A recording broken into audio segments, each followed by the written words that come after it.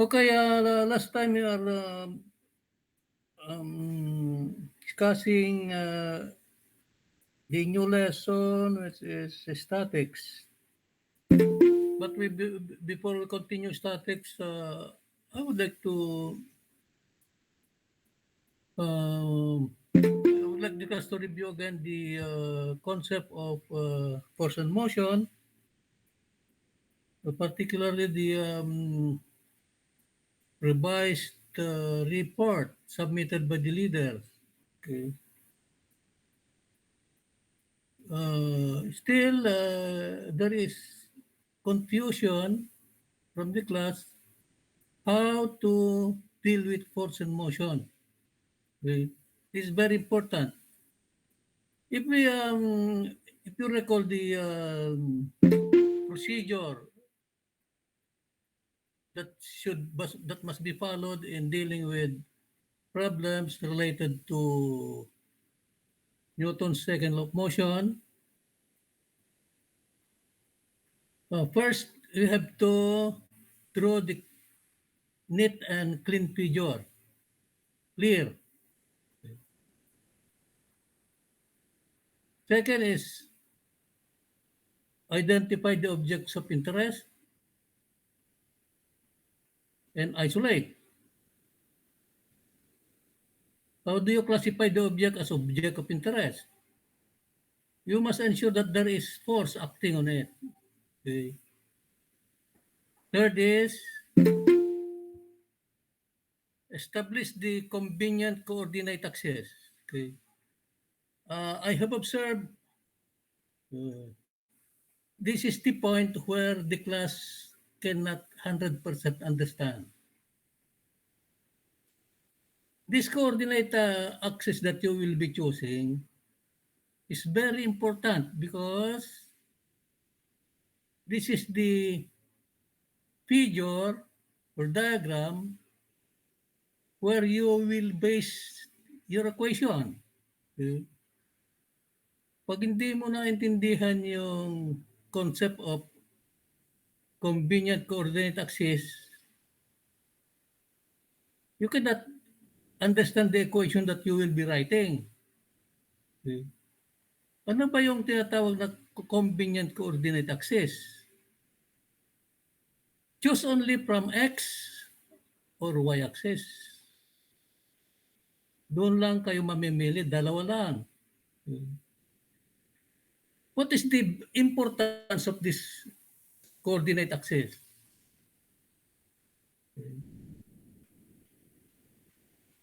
The important the importance of this coordinate axis that you will identify is where the object of interest will flow. Okay? That is the path or road of the object of interest. Kung ano yung ina-isolate mo, yun ang object na yon, yung coordinate axis na pinili mo is dun siya dadaan. Okay? For example, if you are the object of interest, you will be going to school. If we have face to face.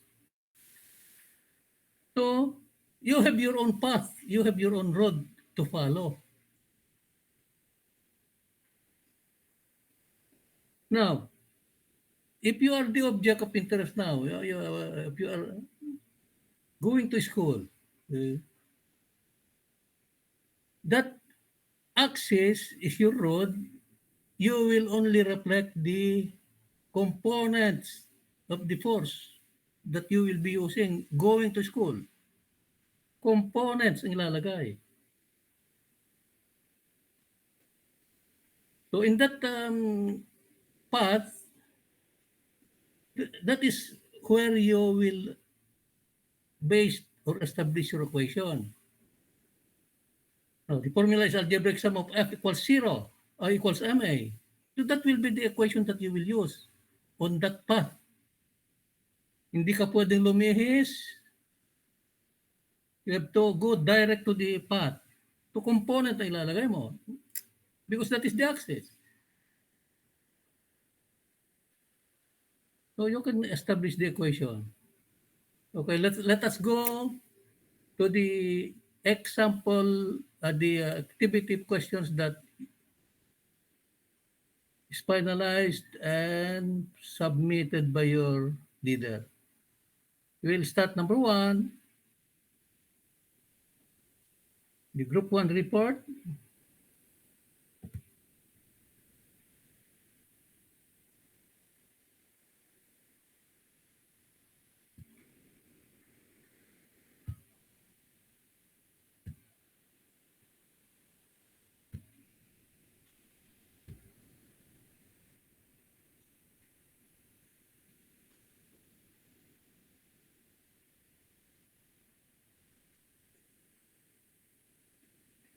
Where is Jabal Idolsa? Are you online now? Sir, Uh, you are the one who prepared this final report. Ikaw ba ang nag-correct nito, Jubal? sir, nagtulong-tulong po yung group namin para i-revise yan. Okay. So you're aware of this report. Okay. So these are the given data. Okay. Required, and the figure will go direct to the figure. Okay. So you have identified small m and capital M as the objects of interest. Bakit? Because there is force acting on it. Okay. Now, isolate. Bakit kailangan i-isolate yung objects? Because we will separate them from this system in order for us to draw the force diagram. So the formula that we'll be using is algebraic sum of F equals MA. This is correct. Okay. So next is force diagram. How to draw the force diagram of this small m. Okay. Kung ano yung binilugan mo rito, yun din ang kokopyahin mo doon sa force diagram. Here.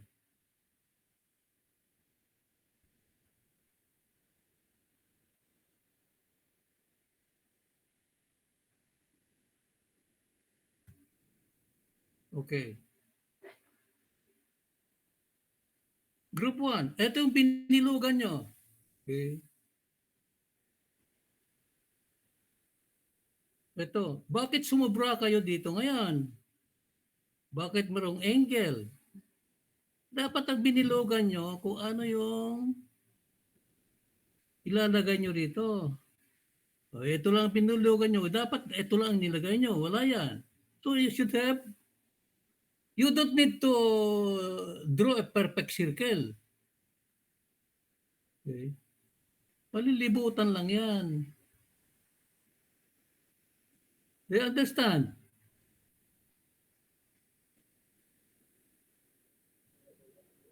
Okay po, sir. Pero ginawa po kasi naming basis yung katulad po doon sa example niya.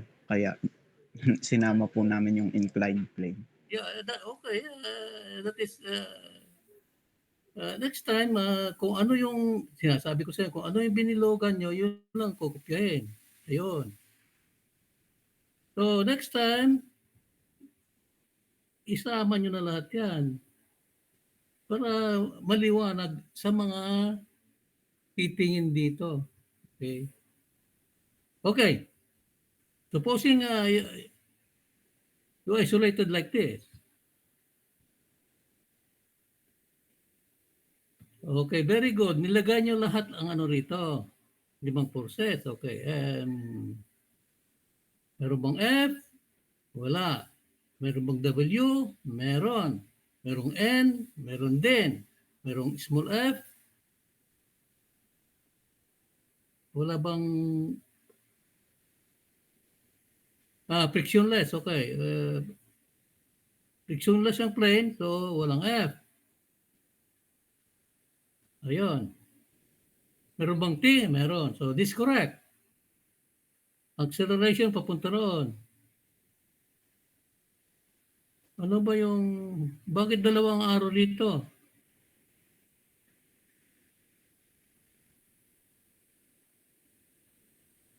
Do not use many vectors. O mayroon doon, mayroon pa rito. Ano po yan, sir, sa ano, tawag ito? Ah, I-symbol lang po. average acceleration. Okay. It is understood already. Okay, so next time, hindi na kailangan ilagay doon kasi this is, Hindi. Okay. nilagay nyo naman doon sa formula, di ba?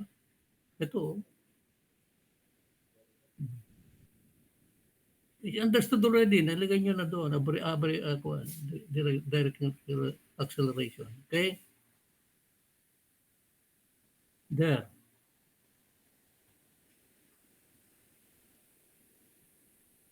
So, convenient access. Dito, yun ang sinasabi ko kanina. Okay?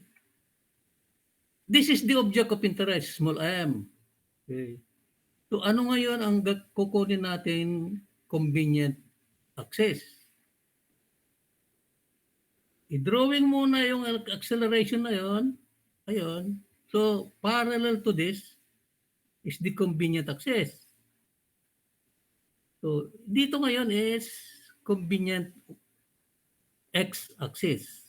This is very important. Kahit hindi ninyo nalagay yung y-axis, okay,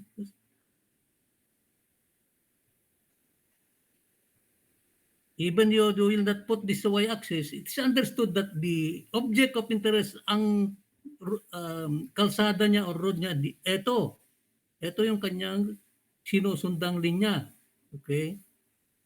So, we will put the object of interest in this line, any place on this line. And it is denoted by a dot or a point. So, nandito yung object. Again, this axis, the importance of this axis that you chose, which is parallel to the motion, is the path. Ito lang, dito lang dadaan yung object. Hindi siya pwede rin pupunta roon, hindi pupunta rito, hindi pupunta sa taas. This axis only. Okay. So this is very important. Okay. So in this axis, according to the procedure, establish the convenient coordinate axis and find the components. O saan mo ilagay yung mga components? Dito. Because it is along the axis. So, ano ngayon yung mga component of the forces that lie on this road? Okay. Eh, nandito na yung object. Dito mo na nilagay. This is the object of interest. Go to the force diagram. Oh, there is a force parallel to the motion. To the right. So yung tail ng vector na yan, tension, ilalagay sa object. Bakit yung tail ilalagay sa object? Because a force is always acting on the object. So ililipat lang yung tail doon, then copy. That's the x component of t. Yun, kaya nilagay nyo t sub x. Components lang ilalagay dito. Okay? O, meron pang ibang component. Weight is vertically downward, so there is a component of this weight along the convenient axis. Ayan. So get that force, put here now. The tail is at the object of interest going downward to W sub x. Yun lang ilalagay dito sa convenient axis. Okay? So wala nang iba. Okay. So there is no importance of putting a y here kasi pag naglagay ka ng y dito, mapapagkamalan mong ito yung convenient access. Okay? Of course, kung nilagay mo halimbawa dito yung object of interest at ito yung x, understood already that is the y. That is the perpendicular axis.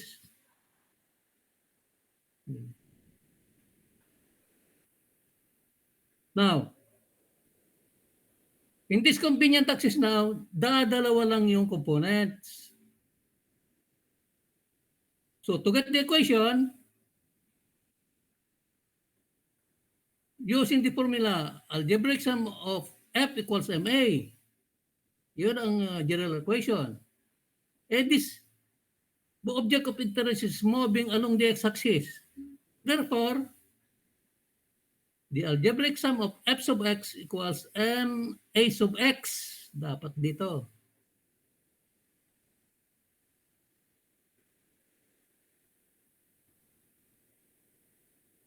I mentioned before, this formula is divided into two parts. The algebraic sum of f sub x equals max. The algebraic sum of f sub y equals may.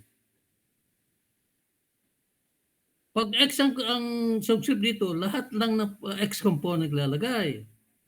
Pag linagyan mo ng y ito, lahat na y forces lang ilalagay dito. Okay? So, using this formula, okay, here, since the motion of the object is in that direction, t sub x must be greater than w sub x. So t sub x minus w sub x, yun ang unbalanced force. This is correct. It's equal to m times a sub x. Okay.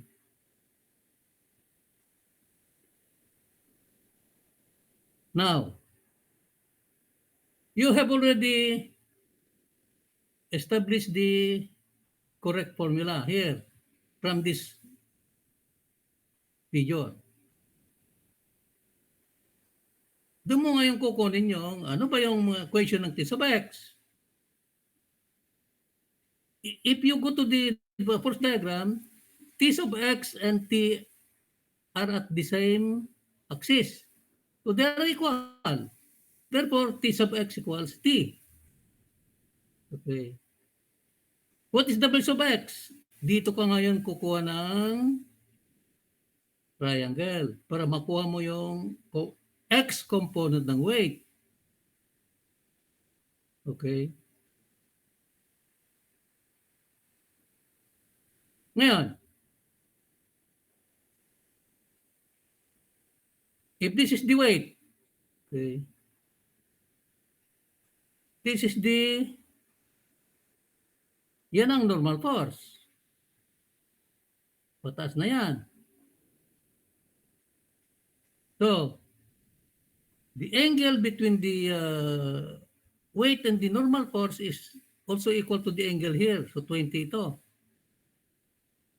So, if this is W sub x, yan, draw a parallelogram so that this line will be equal to this line. Yan ang W sub x na yan. Now, since the angle 20 and this W sub x in relation with the weight is sine of the angle 20 degrees is equal to the opposite side divided by the hypotenuse. So W sub x now is W sine 20 degrees. Doon nakuha yan. So substitute here now. W sub x is equal to, sinortcut nyo na naman. W sine 20 ko muna kayo. Kasi yun, dinerive nyo rito. Okay? Then, W sub x is 49. So, kaya kumuha ng 49 Newton.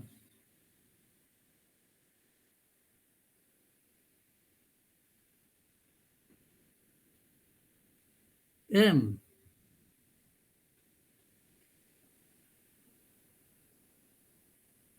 Mg, 5 times 9.8. You know, Ayan po sir, nasa tabi po. W equals mg. this is 5 times 9.8. Yes po. So, sigurado bang naintindihan ng mga classmate ninyo? Oh, do not ito. Dito ano, equals W sub x equals W sin 20 muna rito. But W equals mg. Ayan, 49. Okay? Dito nilagay. Kaya doon, okay. Dito pala, okay. So class, dito pala nilalagay yung dinirekta doon. But next time, kopyahin mo na Wx is equal to W sin 20 muna doon. Then substitute. Ano to M equals 5 kilograms? Itong isa sabi ko sa inyo, you are mathematics expert. If you are representing equations like this, mangguguluhan yung audience. Okay? Dito nilagay. Okay? Now, sin 20 degrees,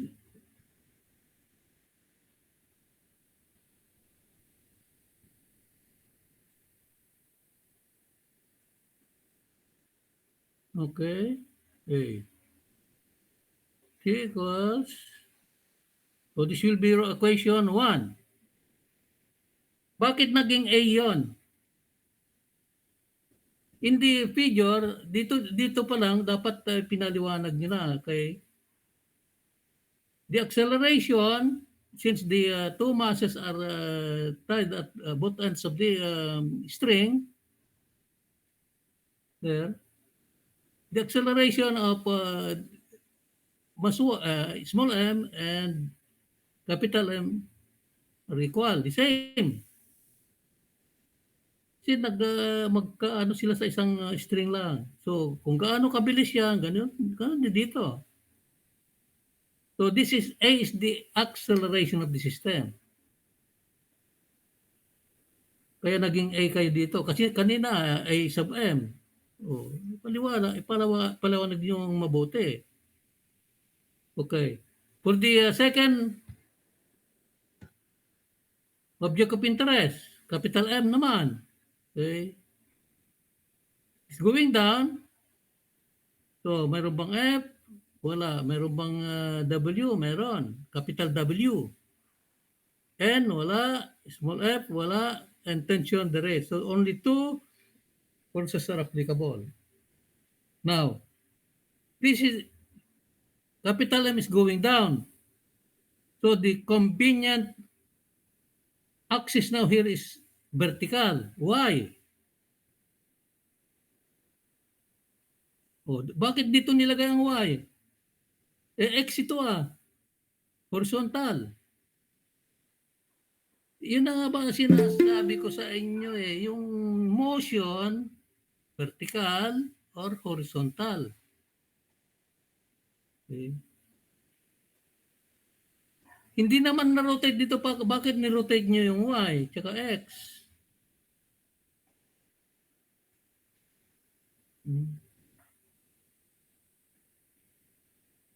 This is the motion. Ito ang path. So this should be y-axis. Ito yung, huwag na ilagay ito. Ilagay niyang object of interest dyan sa along the convenient axis, nandito siya. Ilalagay ngayon yung components. Ano ba yung y component ng t? T sub y. Anong y component ng w? Capital W sub y. Okay? Dalawang axis lang naman ang sinusunod natin. X tsaka Y. So, using the equation, algebraic sum of sub y equals MA. In order for this to go down, W sub x must be greater than T sub x. So, W sub x, W sub y minus T sub y. Tama ang sign equals MA. T sub y equals T. W sub y equals 49. Okay. So this is equation 2. So please understand this convenient axis. Dito kayo nalilito. Okay. Pag vertical y, pag horizontal x. Ngayon, pag yung inclined naman, kaga dito, x pa rin dahil kung horizontal yan, ni-rotate mo lang. So x pa rin yan. Ang y ngayon yung vertical axis. Na-rotate din. Do you understand, Jubel? Yes po, sir. Okay. If you have any question with this class, because this will be the scope of the midterm exam. Okay. Sir, bali pwede po ipag-relate yung x and kunyari sa una po x yung components. Then yung sa pangalawa po y yung components. Pwede po siyang i-relate doon. Ito sinasabi mo? Sa una, Yes po. Diyan po sa una. X-axis po. Ay, x po kasi yung mga components niya. kaya nga, ito, tama ito. Ang convenient axis na pinili nyo is x-axis. Okay. Pag naglagay kayo ng isa lang ang ilagay nyong kuan, yung convenient axis. Again po sir, binase lang po namin yan sa example niyo na may y-axis din po kasi siya kaya. Oh, yeah, yun nga sinasabi ko sa inyo. Pero you have to emphasize convenient x-axis. Lagay mo axis. Tingnan nyo sa example. Lalagyan po ng axis na word. Yes. Okay po. Kasi nakalagay sa establish the convenient coordinate axis. Kaya ilalagay ko doon x-axis. Hindi ko na in-emphasize yung y. Ibig sabihin na yan ang daan ng object. Hindi na pag So, nilagay, yung sa emphasis po, pwede po kunyari, i-bold ko po yung x dyan. Pwede po yun. yung Gawin ko lang pong mas bold yung x kaysa sa y. oo.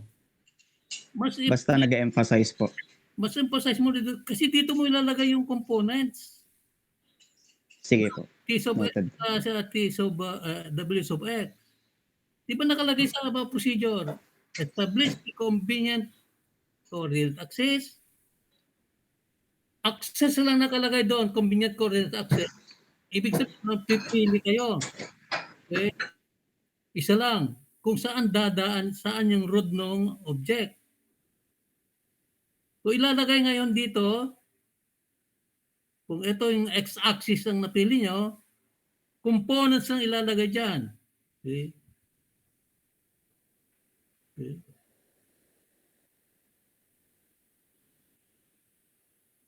So, any question? Another question? In the first diagram, kung ano lang yung nilista nyo rito, yun ang ilalagay doon. Huwag na kayo maglalagay pa ng kung ano-anong equation dyan. Kasi ang definition ng force diagram is a diagram showing the external forces acting on the object. Pag sinulat mo itong 5 ito, dito ko lang mamimili. Okay? Maliwanag ba? Kasi in the module, nilalagay ka agad dito mg. Formula yun eh.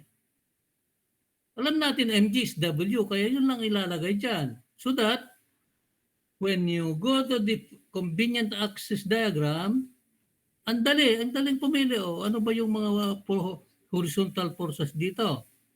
Ayun, T. Ano ang component niya? P sub x. Dito, mayroong component ng W. That is W sub x. Ayun, ang liwanag. You don't need to, dito sa convenient axis diagram, you don't need to put yung mga WX. Draw a separate diagram, kagaya dito, to emphasize the W sub x. Because if you do the equation now, simpleng-simple rito. Para ito pupunta roon, P sub x must be greater. Ito ang positive, yan ang negative. P sub x minus wx. Ayun, ang liwanag oh. Then equate. So any question?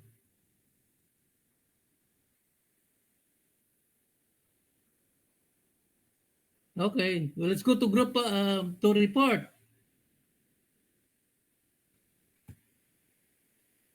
Roy, do you see your report? Yes po. Okay. So, okay, this is the figure. Okay.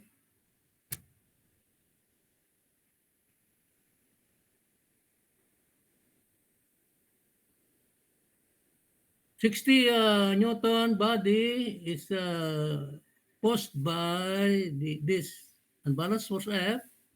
So the direction of the motion is to the right. Friction is the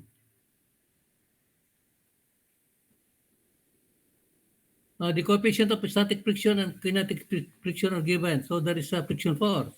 Okay. So force diagrams. There are 2 force diagrams here involving static friction and kinetic friction. That's correct. There. So nakikita nyo dito class, lahat na forces, they are acting on the object. So,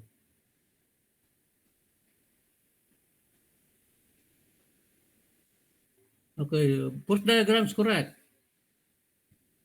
Convenient access.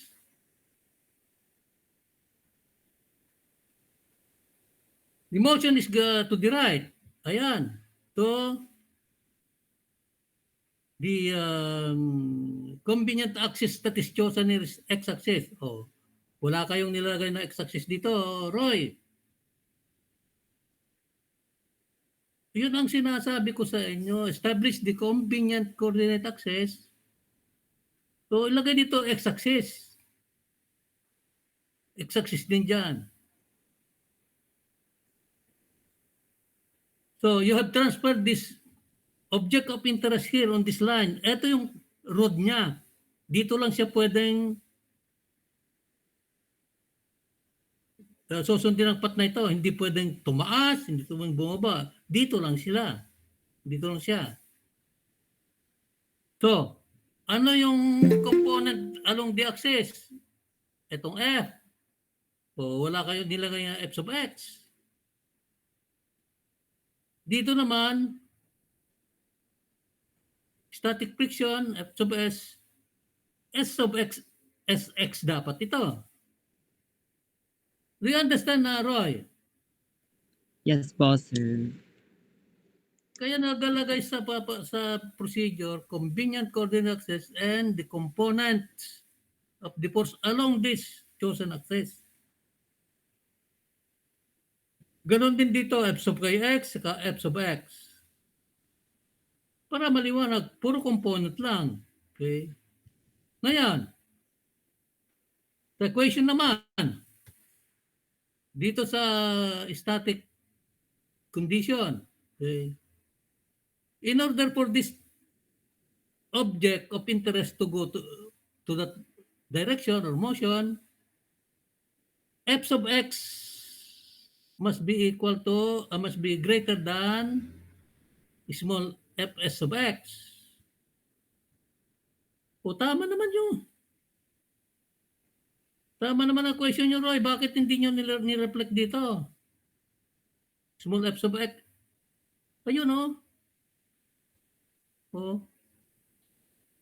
Kasi dito, ibabase yung equation na yan. What's MAX? Tama. Since the object did not move, so acceleration is 0. So f sub x minus f sub x is 0. Okay. So ano ngayon ang f sub x equals f? F sub x equals f sub s. Tama. Okay. And the formula for frictional static friction force is coefficient of friction times the normal force. Paano ngayon makukuha yung magnitude ng normal force? Okay. Gagawa ka ngayon ng diagram dito. Okay. Ito. Para makuha yung magnitude dito, use the formula, algebraic sum of f sub y equals 0. Bakit ginamit ng formula na yun, algebraic sum of f sub y equals 0? Para hindi umangat ito or bumaba yung object to maintain the object on this horizontal position, dapat ito equal dyan. So let this positive force going up, negative force going down, so n minus w equals 0.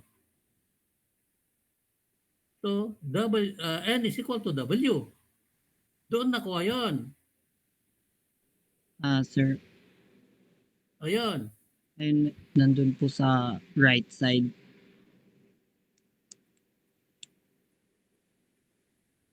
Ito, okay. Algebraic sum of f sub y equals my. A equals 0 since there is no horizontal motion.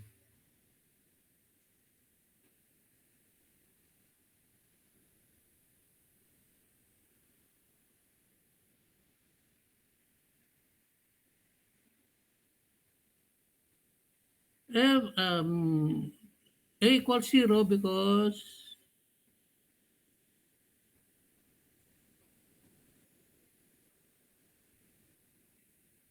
this is a static condition. A equals 0 because the object did not move. Hindi no horizontal motion kasi that is, if the object did not move, acceleration 0, it's at rest.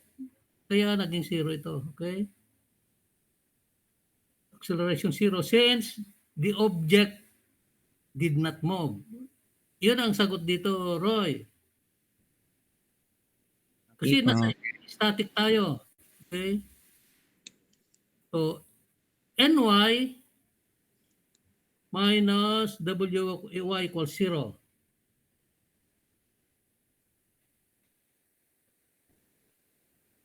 Or if you are using this, positive forces going up, my, ny, negative force going down, is w. N minus w equals 0. Therefore, n equals w. So, yun ang ano dito, tamang sagot. Since the object is at rest or did not move. Okay?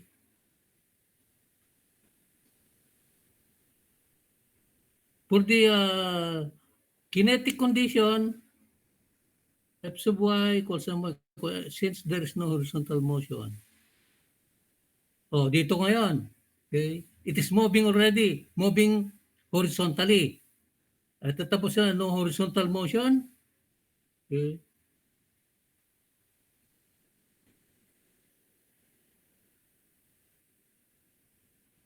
Pwede mo pang sabihin, since there is no vertical motion, kasi along dy. Okay? Hindi na, yung object naman, hindi naman lilipad eh. Because we are considering the y forces. So, correction here, since acceleration is zero because since the object there's no vertical motion. Kasi kung i-cite mo itong horizontal motion, you are using the y forces, there's no relation within the horizontal and the y forces. Since the object is moving at uniform speed.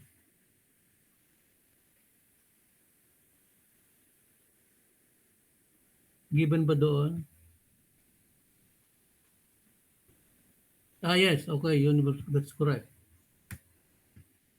If uniform velocity or speed, acceleration is zero, okay? So, f sub x minus f k sub x equals zero.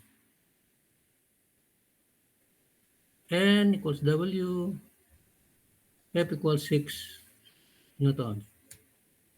So that is those are the corrections that I need the class to understand. Okay, especially this now convenient access. Okay, identify the axis that you use. Kagad dito, para doon nyo ilalagay yung component. Kasi kung di nyo ilalagay dito sa x-axis, hulaan nyo na lang kung ano yung lalagay dito. Since you are reflecting in the x-axis, component dapat dyan. Okay. Although we understand that f also is along the x-axis. So, it is equal to the component. So, pwede nyo lagay dito, f sub x equals f. Or f sub sx equals f sub s. Pwede pa yun. So that it understood that you are putting here the component. Okay. Any question? And my advice also is, yung sa force, pag gumagawa kayo ng force diagrams here, ilalagay nyo ito dito. Tatabi nyo rito para doon kayo mamimili kung ilalagay dyan. Okay. Doon sa pag-isolate, this is the figure, okay, i-isolate lang yun. Do not put these forces here. Okay? Kung ano lang ang given dito, o given yung F, ilalagay dyan. Okay. Dito sa, actually, this friction force, kahit hindi mo ilagay dito, meron namang acceleration doon. Doon mo ilalagay sa force diagram. Okay.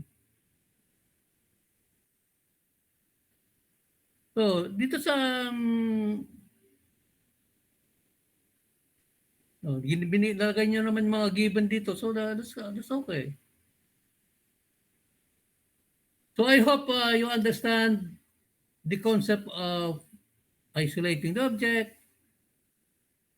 making the force diagram, convenient axis, and the equation.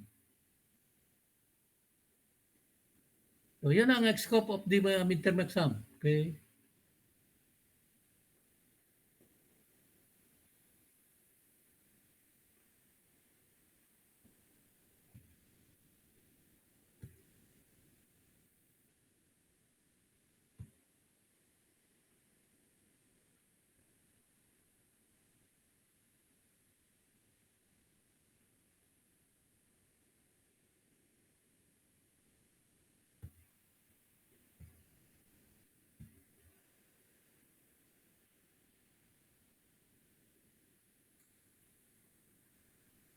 Okay, let's, if there's no more question on person motion, we will continue what we have started last meeting, which is statics.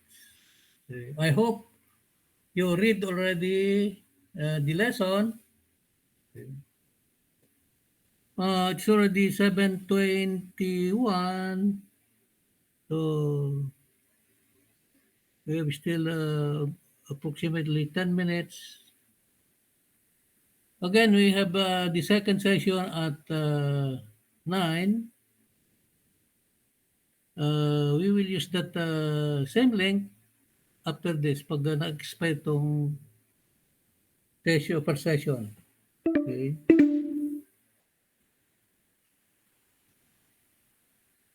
Uh, Nandito ba si Gabriel Juliano? Gabriel, Yes po. 9 a.m. may second session tayo, ha? Okay po. Okay, well, meantime, we will continue what we have started last time on statics.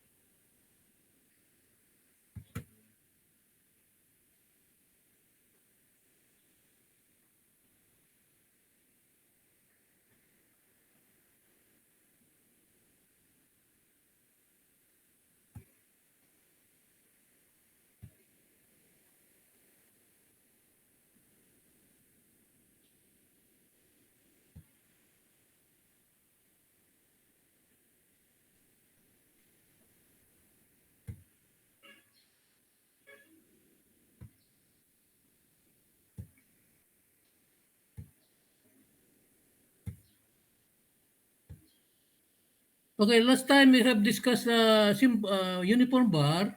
Okay.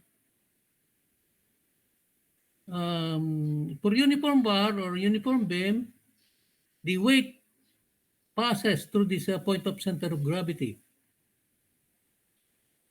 Okay. So this is the example of uniform bar is meter stick, and the weight is concentrated on the center of gravity of the meter stick, which is the length divided by 2. That will be the point of center of gravity of the uniform beam. Okay.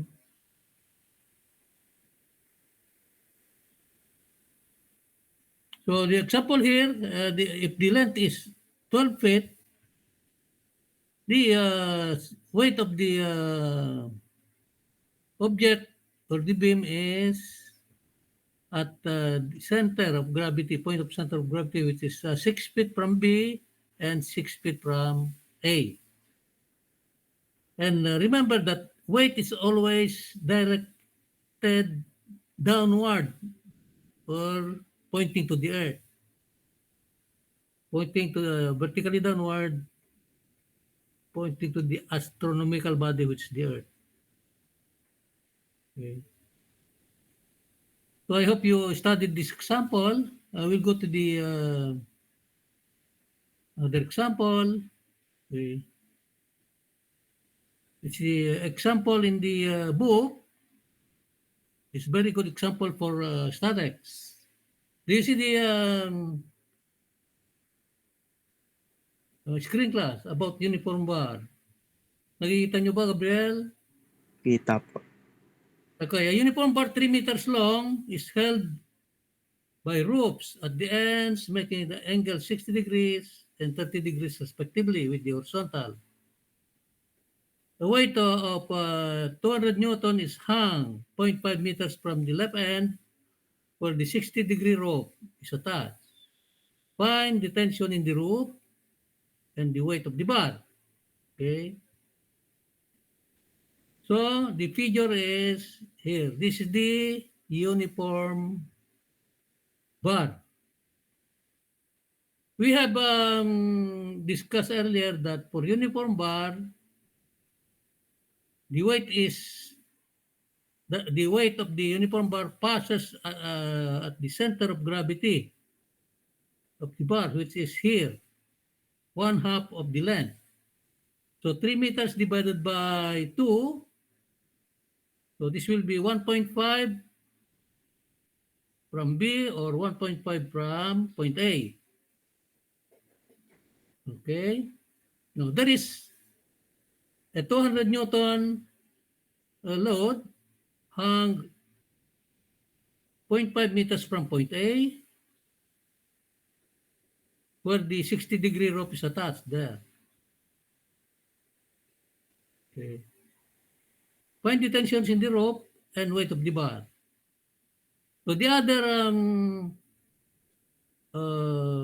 rope is here, 30 degrees with respect to the horizontal. Now there is a little error here in the figure. Rope is given, so there should be tension. So the tension, this should be T, okay? This is T, not F.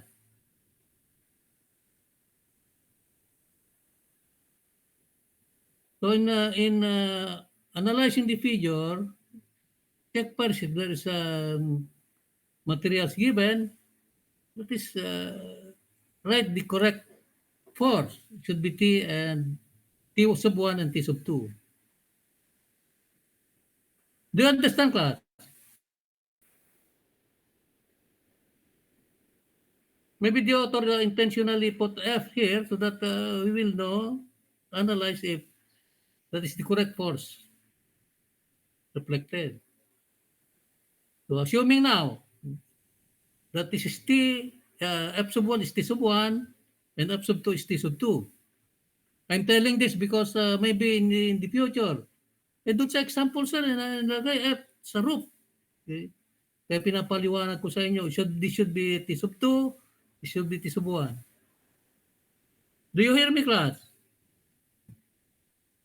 Yes po. Okay. Now, how to draw the force diagram? O, makinig na rito. Okay. This is the figure. The force diagram should be drawn directly under the figure. Bakit? So that if we locate the points where the forces are applied, ito, point A, mayroon dito force, may force dito, tsaka may force dyan sa B. So in order for this uniform beam will be drawn correctly sa force diagram,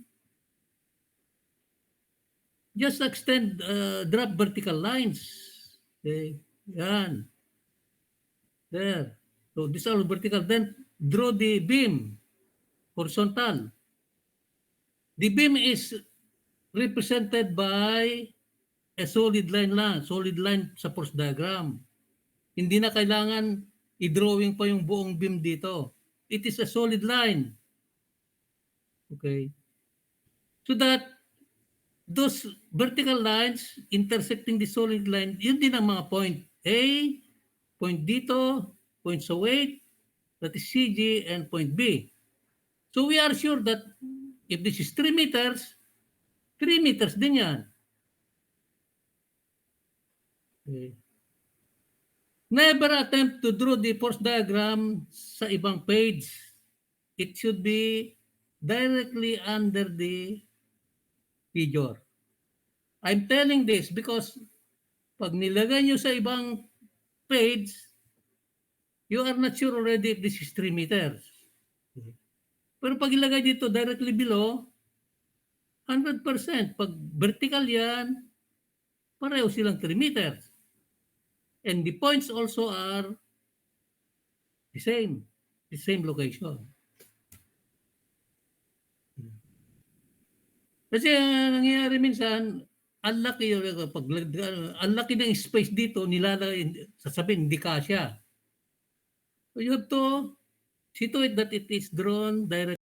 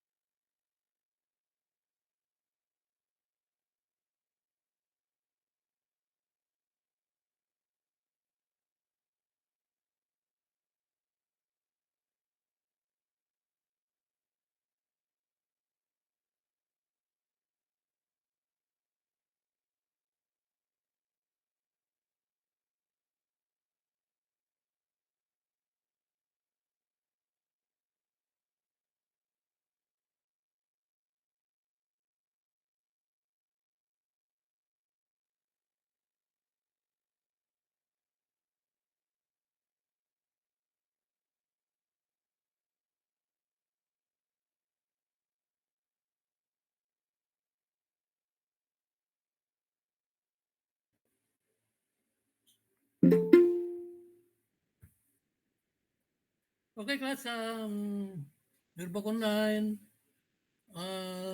We are discussing earlier example problem, okay, regarding statics.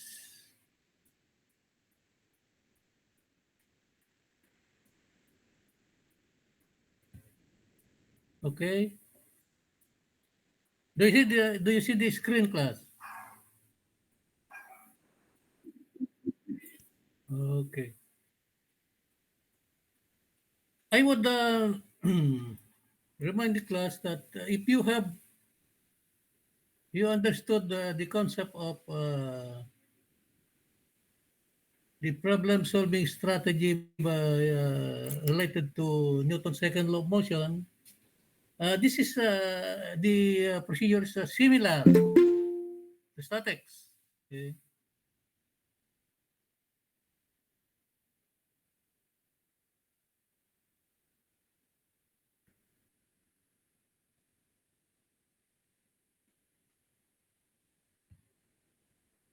Okay, you understand already the concept of uniform bar. The weight of the uniform bar passes through the center of gravity of the bar, which is located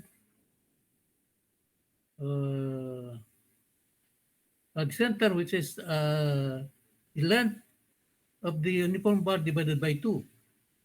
So if the length of the uniform bar is 3 meters, the point of center of gravity is 1.5 meters from A or 1.5 meters from point B.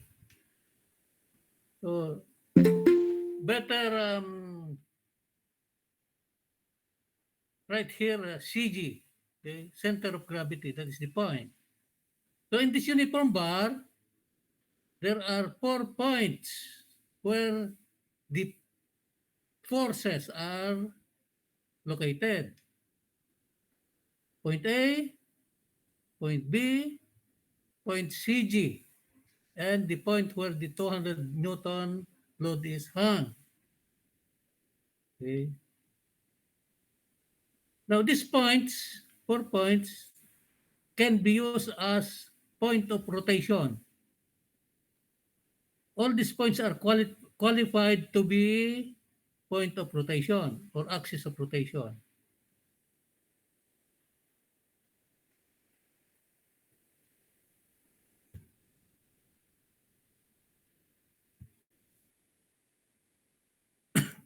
Okay. For the sake of those who are not present during the explanation or clarification of the force diagram and convenient axis, okay, let me explain to you the procedure in dealing with this type of problems in statics.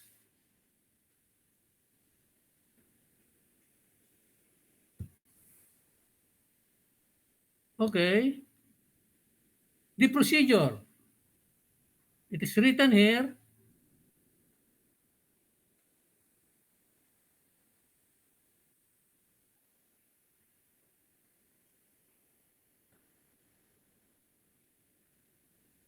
The steps or procedure that should be followed in using the condition of equilibrium, especially the first condition of equilibrium. Make a drawing of the whole structure being considered. Nakikita nyo ba yung screen, class?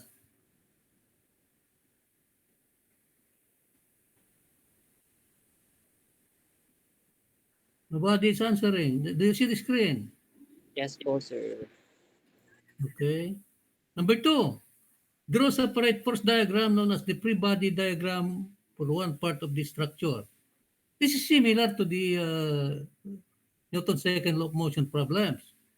Figure, force diagram. Okay.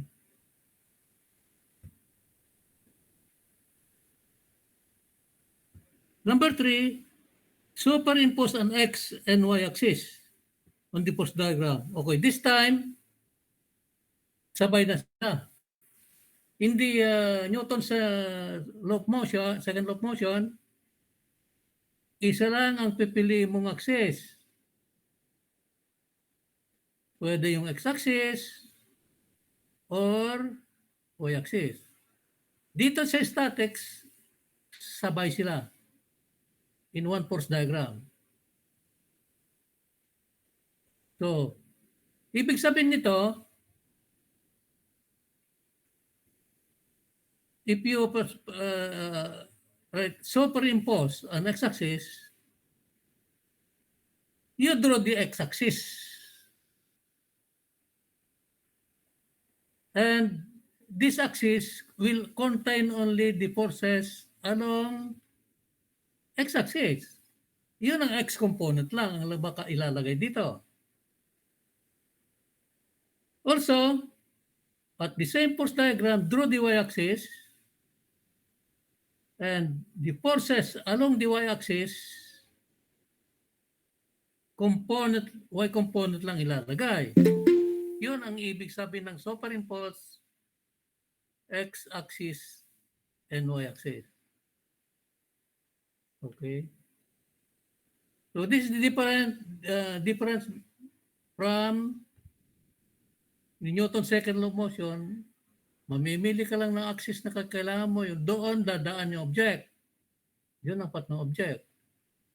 Dito, yung x and y axis, doon nilalagay yung components. Okay.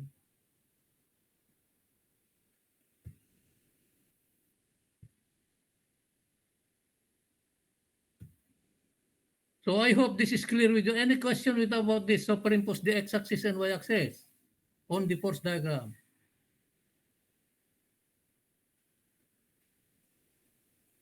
And next is write the equations. Okay. This time, the equation of the first condition and the second condition. Ano bang equation ng first condition? Algebraic sum of f equals 0. Ibig sabihin yan, using this equation, kung x-axis ang tinutukoy mo rito, gagamitan lang yung x components. So, algebraic sum of x sub x equals 0. For the y-axis, we use the formula algebraic sum of f sub y equals 0. Kasi hindi mo pwedeng gamitin yung formula ng algebraic sum of f sub x pag y forces. X forces lang. So when the equations are established, solve for the unknown. Okay. Any question here, class?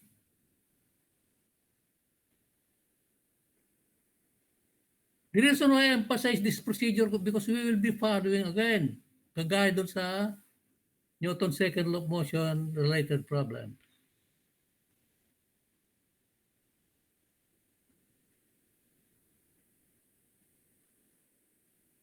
Any question? Sir, wait lang po. Sorry po. Sabihin ko lang po uli, yung sa bawal po yung ipagkukumpara yung forces ng X components tsaka Y components po. Tama po ba yung pagkaintindi? But that's very good question, okay? Hindi, huwag labo-labo. Pag X component ang X-axis ang ginagamit mo, X component lang ilalagay mo. Okay? Pag Y component ang ginagamit mo, the sum of f sub y equals 0, puro Y lang. Naintindihan mo? Yes po. Wait lang. Malalaman nyo mamaya sa example. Doon sa example na gagawin natin. Okay? Okay. So, wala pa kayong tanong dito? Okay. Pag x-axis, pag sinasabi nga superimpose the x-axis, puro x lang, x component. Ito yung horizontal lang. So ano nga halimbawa dito sa example na ito, ano ba nga horizontal components? Yung x component ng t sub 1, saka yung x component dito, t sub 2. Yun lang ilalagay. Okay. Pag y-axis naman na ginagamit mo, ang ilalagay mo lang dito is y component t sub 1, saka y component ng t sub 2. Yun ang sinasabi rito. Okay? Maliwanag? Sir, isa pa pong question. Okay. What about po doon kanina sa problem namin? Kasi yung sa problem po namin, x-axis po siya doon sa may convenient axis. Yung sa unang isolate. Then yung sa pangalawa po, y-axis po siya. So hindi po ba, dapat magkapares? Nasaan ka ba? Nasa Newton second law of motion o sa statics? Sa statics lang po ba yung ganun? Yung dapat save? Oo, kaya ka nagtatanong ako kanina doon sa... do not mix up the topic. Magugulo yung classmate mo. Okay? Sige po. Dito, concentrate on the statics. Study of forces at rest. Mamaya natin babalikan yung sinatanong mo doon sa example nyo kanina kung may question ka roon. So, may tanong ba kayo tungkol dito sa procedure na ito?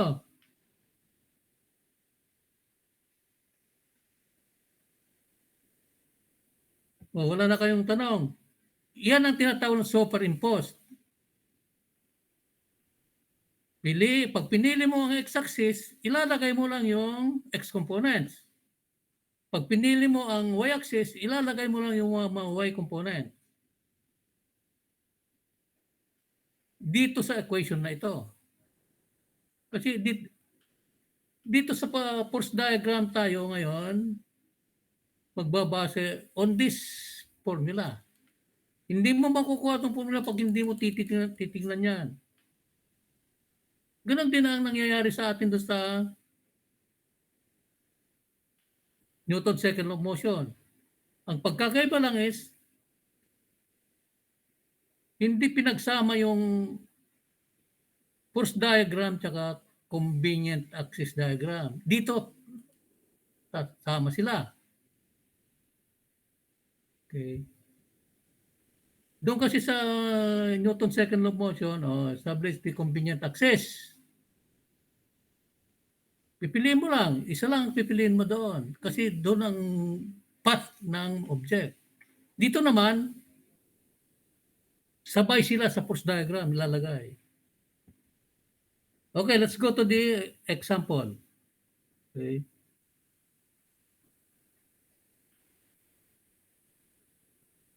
Okay. Naipaliwanag ko na ang ibig sabihin ng question na ito dito sa figure. Kanina sinabi ko, rope ang given, dapat ito tension. Okay. Now, assuming now F sub 1 is T sub 1, F sub 2 is T sub 2. Because I don't want any future. Bakit naman F ang ginamit dun sa rope? Okay. Sabi ko na ngayon. Okay? So, ituloy natin the same notation. Alam na natin tension mga yan. Okay? Now, paano ko gagawin ng force diagram? Yung mga points, 4 na points na ito, drop vertical lines. Okay? Yan.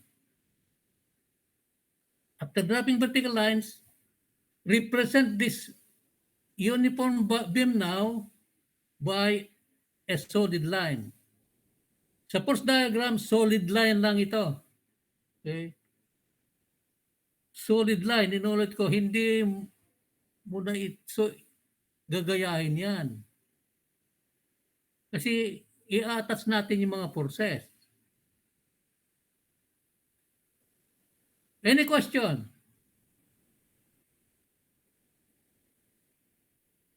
Wala, okay? Now, this is to ensure if the force diagram is drawn directly under the figure, okay, we will ensure that kung 3 meters yan, 3 meters din ito. Kasi nag-drop lang tayo ng vertical lines. Ayan. Ngayon, siguro doon vertical to, baka mamaya gumamit ka straight edge, incline. Should be directly under the points. So the intersections also determines the point. So kung 0.5 meter yan, 0.5 meter din to. Okay? Kung 1.5 ito, 1.5 din yan.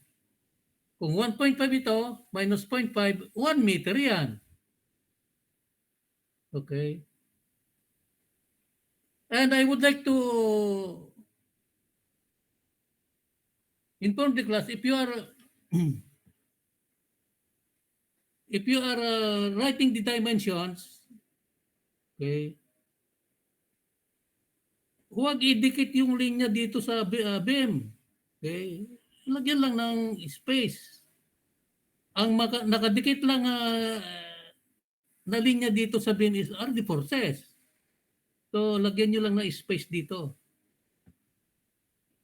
Tingnan nyo dito, ang mga nilagay ko lang dito, ang dimensions. Wala na yung mga, kasi pag lagyan mo ng linya dito nakadikit sa beam, mapapagkala mo, you might mistake this as a force also. Dito, liwanag. Kung 0.5 yan, 1 meter yan, 1.5 ito. Okay. At nakikita nyo, puro forces lang nakadikit sa beam, So, inuulit ko, ang force diagram directly under the figure. Kung kapos ang space, pwede nyong liitan ito basta under the figure. Do not put the force diagram at other page. We must ensure that they have the same dimension. Is that clear, class?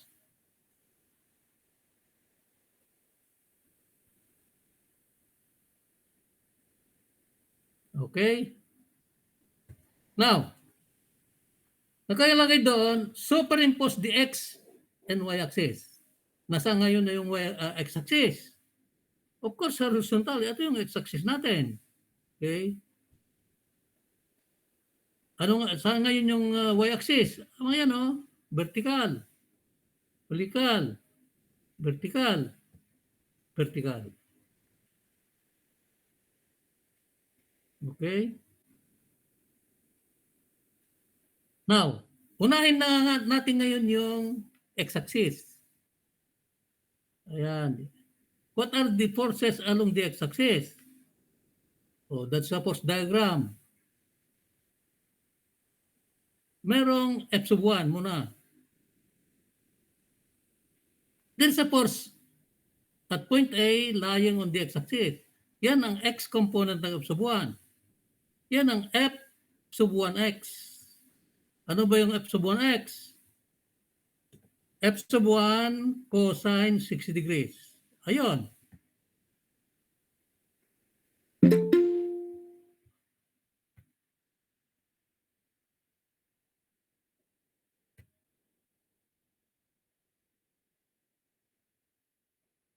Okay, ano pa yung component along the x-axis? Yan, x component ng F sub 2. Ayan.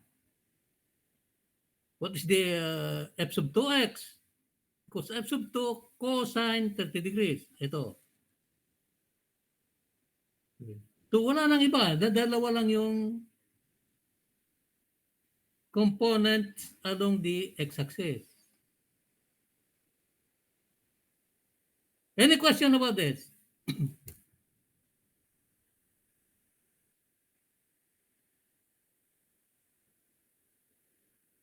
Okay. So superimpose the y-axis. Tignan naman natin ngayon lahat na forces along the vertical or y. Unahin natin dito sa point A. There is because there is a y component of F sub 1, which is going up. That is F sub 1 sine of the angle, 60 degrees. There. Dito sa 200 newtons, wala siyang x component because it is along the y-axis. So, y component lang.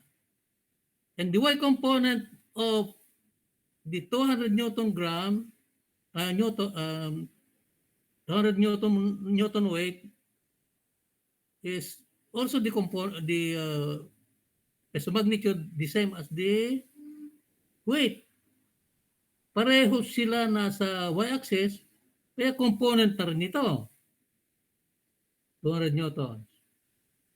Okay. At point CG, ito dapat lalagyan ng, sa diagrams ninyo, lagyan nyo ng point CG dito para siguradong nandito yung weight. Okay. So anong component ng y component ng weight? Also equal to the W. Yun. So WX, W din. Okay? At point P, there is Y component that's going up. That is F sub 2 sine 30 degrees. Ito. So dun sa first diagram, we have already superimposed the X axis where the X component are reflected. We have also superimposed the y-axis where the y components of the forces are reflected. 4 components lang ilalagay dyan. There. There. Any question?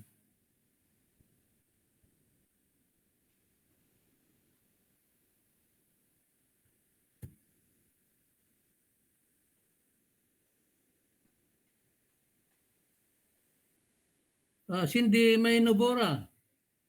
Do you have any question? None po, sir. Francis Author. Do you have any question?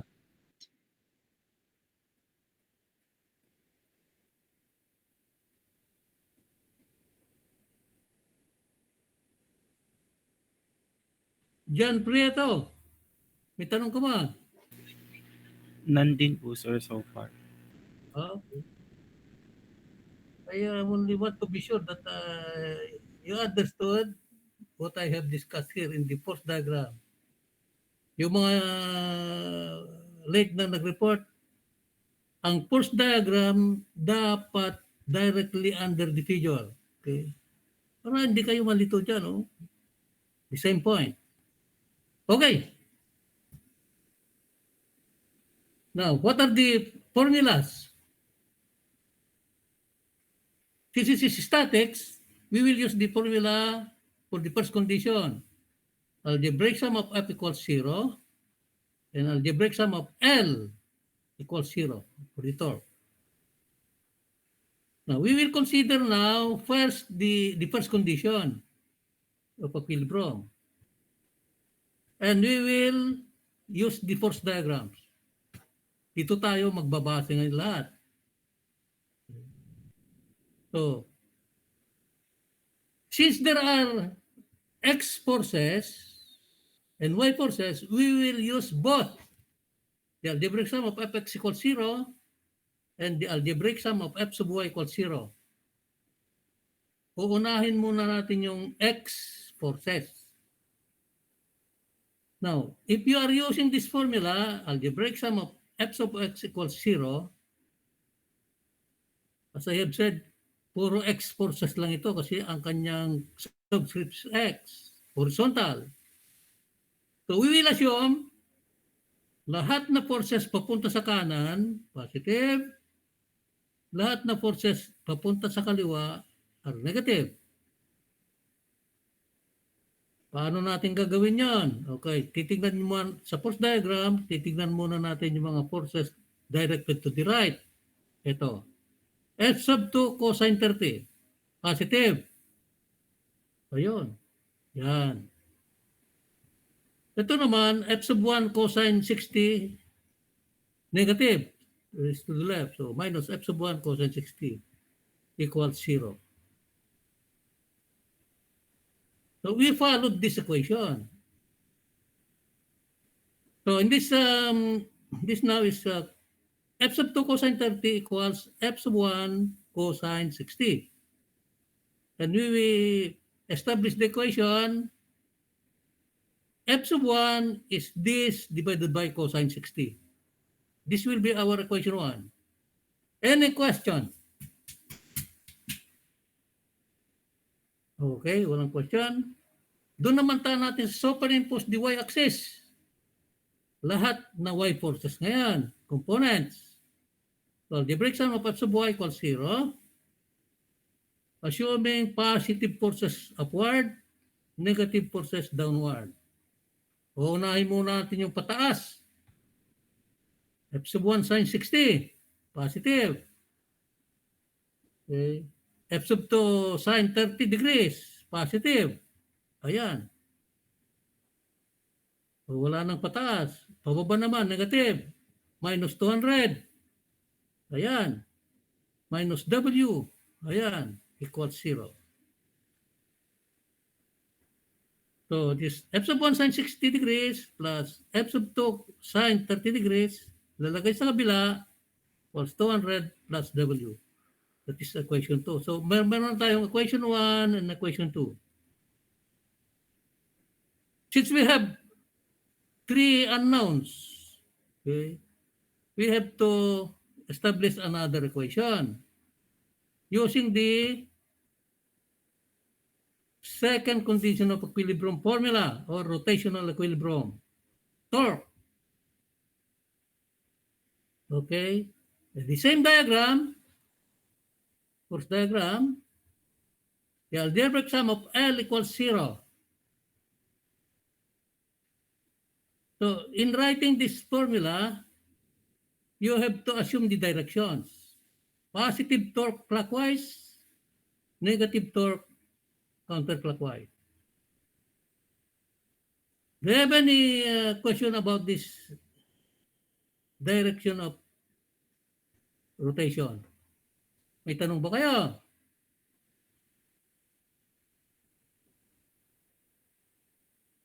Okay. So, etong gagamitin natin rotation ng torque. We know already that the formula for torque is L equals F times S. But in using this, we will choose a point here where the beam will be rotated. Okay? Pwedeng A, pwede dito, pwede dyan, pwede B. Okay. So we have possible 4 points to choose. But there is a technique in choosing the best point. So if you choose a point, for example, A, point A, this is the axis of rotation, the torque here will be zero, will be eliminated. Walang torque dito because the line of action of the force passes to the axis of rotation. So walang torque, hindi tayo makakasukat ng moment arm. Also here, maging zero ang torque. Also here. Now, the best point is we will choose the point where there are two components. Merong Y component dito, may X component. So, pwede dyan. Good point. Dito sa A, ganoon din. May X component, merong Y component. Pwede rin dito. So, the author chose point A as the axis of rotation. So, itong subscript na ito will indicate the point that is chosen to be the axis of rotation. Okay. Therefore, the algebraic sum of L about point A equals 0. Laging mayroong subscript dyan to indicate kung saan mo paiikutin yung beam. So we will use this assumption of direction of the torque. Positive pag clockwise, negative pag counterclockwise.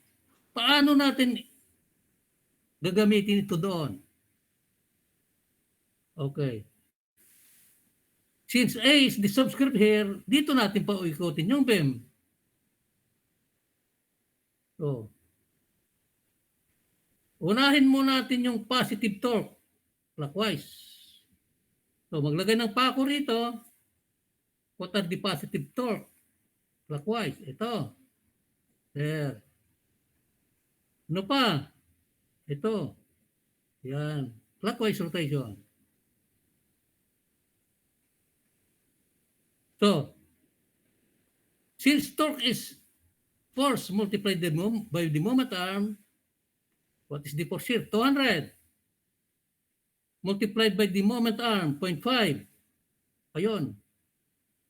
Positive. The other torque, positive torque, clockwise, it is W times 0.5 plus 1, 1.5. Ayun. So, nakuha natin yung dalawang positive torque. Sa negative torque naman, counterclockwise. So, using this as the point of rotation, maglagay ng pako rito, then put a string until point B.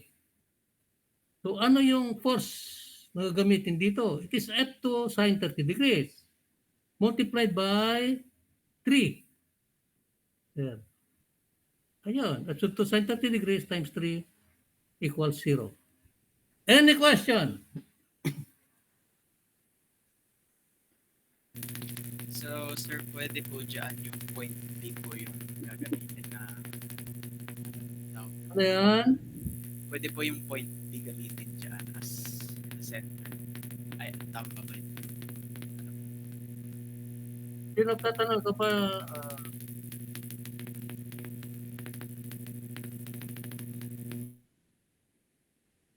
Sino will you identify yourself? Sino ang tatanong? Rinig po ba ako, sir? Hello? Magkaragal yung microphone mo eh.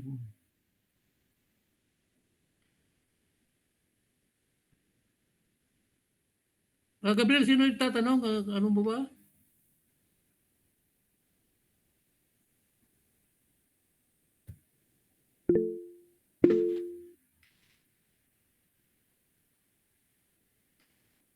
Gabriel, mag-aral yung microphone ko, hindi ko Okay, ano ba yung tanong mo, Gabriel?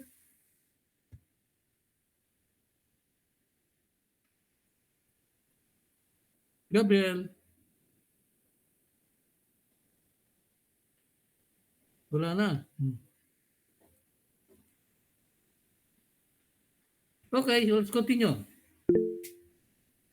So, we have this equation already. Okay. Inuulit ko, pag ano kung subscript dito, doon nakalagay yung axis of rotation. Hindi mababago yon dito. Kaya naging clockwise ito, clockwise yan, counterclockwise yan. Okay.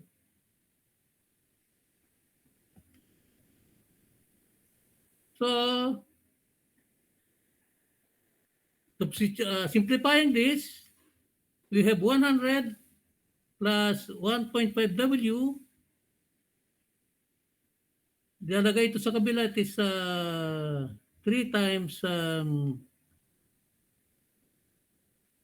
sin 30 is 0.5, okay? So, 1.5 f sub 2. So, in this equation, you can establish the equation for weight. So, 1.5 f sub 2 minus 100 divided by 1.5. This is equation 3. So, substituting equation 1 and equation 3 dito. Equation 2.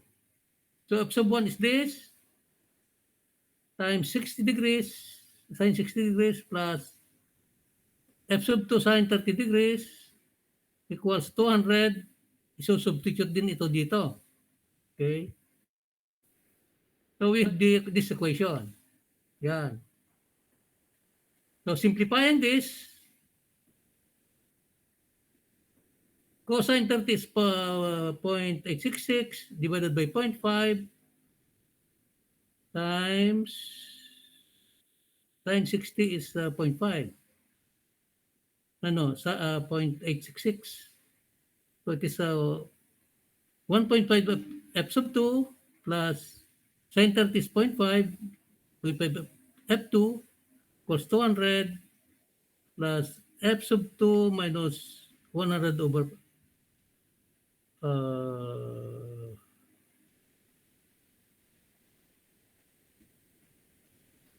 we will just substitute there, okay?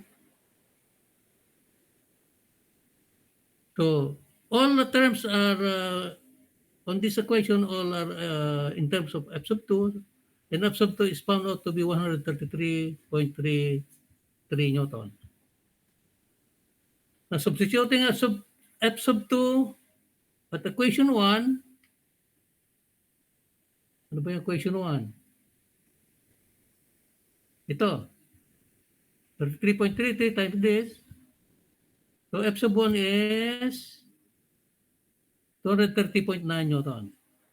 And substituting f sub 2 here on this equation, 133.33, W is 66.67 Newtons.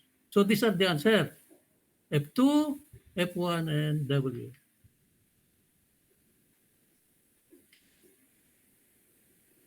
Now, I think if I understand correct, the question by Gabriel earlier is, pwede bang gamitin ang point B?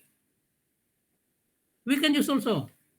Sinabi ko kanina, pwede rin gamitin ng point dito, point dito. But if you use this to, medyo complicated ang equations. Okay, makukuha rin.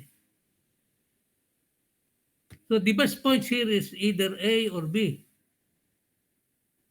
Pagpalain natin itong gamitin nyo, B, point B. Dito, ikutin ngayon yung beam. So, mag-iba na ngayon yung clockwise and counterclockwise.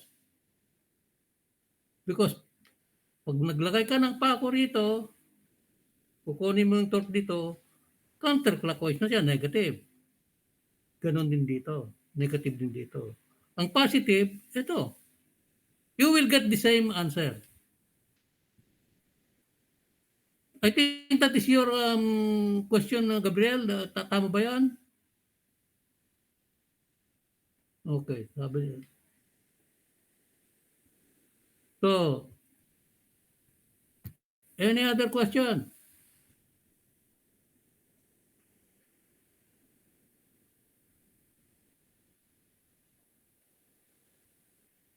Now, in this, listen, ah.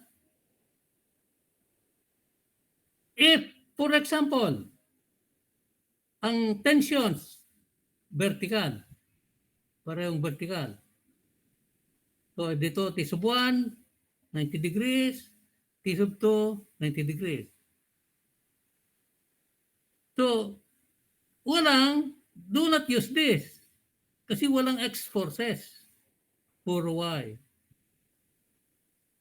Para hindi kayo malito, kung walang superimposed the x-axis, wala namang x components, wala na yan. Wala na rin ito.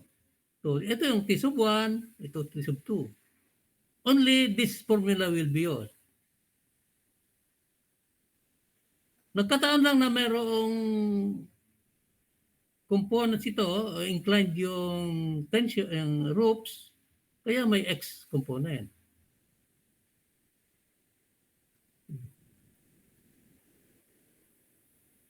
Now, if you reflect this algebraic sum of X equals 0, ilalagay nyo kaagad no X components or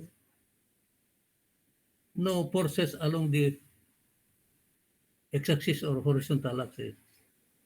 Ito lang applicable. Kaya ang ganun din ang pag-ano ng point sa torque. Kung pipiliin mo ito, okay, clockwise yan, positive, clockwise, positive.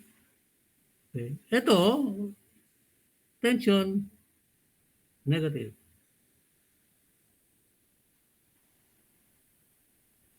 Basta sa force diagram, puro components lang ilalagay.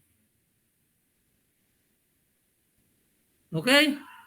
Any question?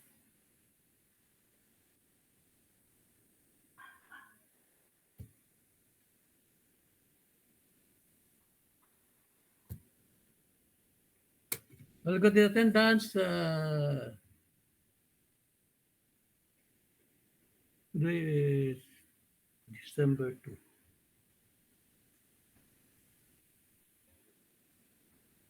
Francis Author. Bautista Gabriel. Present po, sir. Yan Kakbay Aliana. Present po. Mikey Caroche. Culiado Gabriel. Ay, okay. JP Del Moro. Present po. De La Cruz Paula. Para Estoconing. Present po, sir.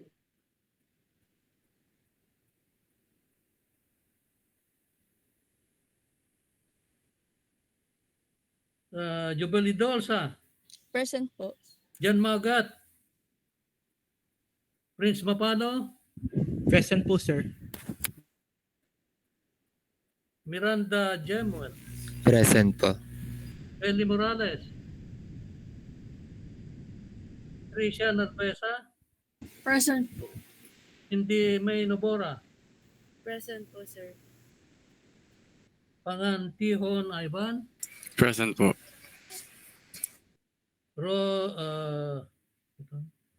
Roy Oli.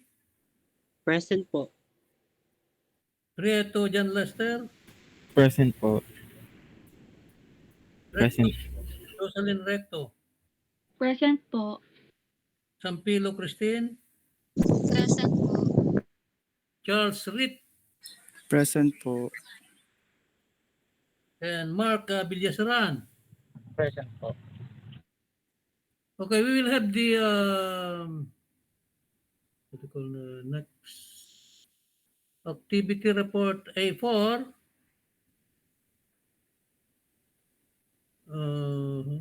De La Cruz. The leader for activity report I4 is Para Estoconing. Para, Yes, sir. ikaw ang leader. Okay. Okay po, sir. For group 2, the leader is Ivan Pangantihon. Hello po, sir. Okay.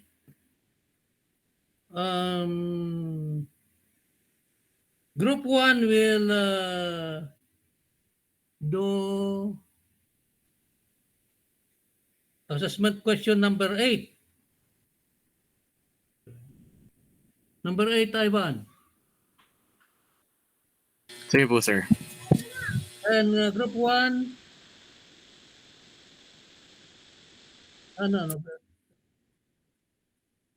ano ba yung kuhan sa Ivan Pangantihon? Group 1 will be assessment question number 3.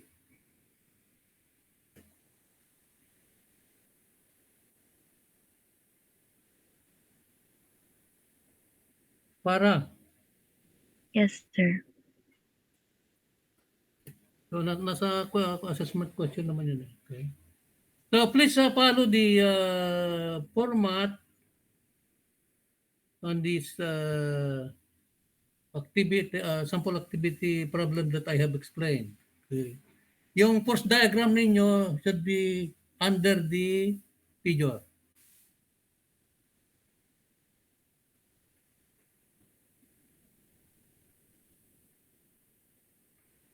Sir, Yes. present daw po si Miss Morales Kelly. Di daw po nagana yung mic niya. Thank you po. Ellie Morales. Okay. O, sino pa? So, ang na-option nandito is Mikey Caroche, JP Del Moro. Sir, andito po ako, sir. Del Moro po. Okay. Magat John Lennon. Ayun. Okay. So, this will be, the report will be due next meeting. Okay. Please try your best to organize a good report. Hindi yung laging revision. Okay.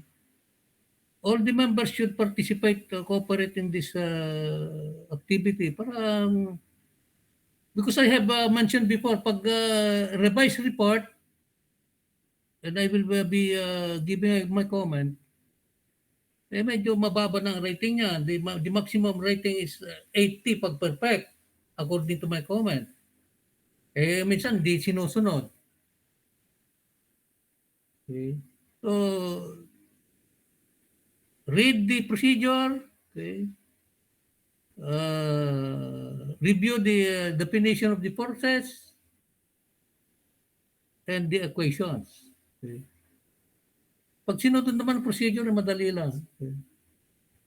So I have mentioned earlier, we will have the midterm exam next meeting, December 6.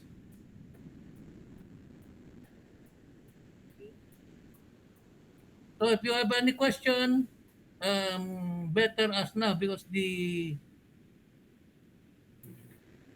scope will be force and motion and statics. Sir, may tanong lang po. Ano po ba? Di ba midterm po sa next meeting, December 6? Magre-report pa po ba ng activity 4 after ng midterm? Activity after midterm. Opo. So after hanggang December 20 tayo anong walang activity? I mean, sir, kasi di ba may midterm po, to sabi nyo, due po is next meeting ng activity 4. Yung activity 4? Opo. ay isasubmit next meeting, pero i-discuss natin after the midterm para makita ko kung na-organize mabuti yung report. Okay po. Thank you po. Hmm. Sir, so to be clear po, kailan po yung deadline po nung activity 4 po? Next meeting din. Kasi gagamitin, isa yan sa scope ng midterm exam natin. Kaya tinatanong ko sa inyo, do you have any question on statics? So, bale December 6 or 5 po yung activity 4 dapat napasa na po. Sa Tuesday din ang submission. Okay Pwede, po, noted. okay. Pwede before, should be before the start of the midterm test. Mayroon ba kayong ano yung may nag-chat, ano yung tanong? Wala ka bang microphone? If ano daw po sir, kung December 6 yung deadline, kailan daw po yung reporting discussion? Sa after the midterm na. Like, so po, mga Friday po ganun? Or Kaya, ano ba yung date ng po natin dito Tuesday? Sa Friday ang discussion. Okay. I just want to check first kasi wag i-submit nyo before after the midterm. Kasi pag titignan ko, if there is a problem, I might resend a reply na ayusin lang. Gano'n. So that during the presentation on Friday, smooth ang ano nyo. And I want that to be done before the midterm kasi iyan ang isa sa scope ng exam. Because if you do that after the midterm, mahirapan kayo. Ano, Gabriel? You have still 7 minutes. Rinig na po ba? Maayos. Narinig. Okay na. Ayan, okay na po. Webcam na microphone na po yung gamit. May concern ka ba, Gabriel?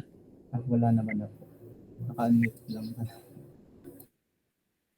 Okay, good luck for the midterm exam on December 6, that is Tuesday. Okay. And again, please read the procedure and the example problems that we have, activity problems that we have done. Good luck, class. Sila po today. Stay safe and have a good day. Bye, class. Bye, sir. Thank you po. Thank you po.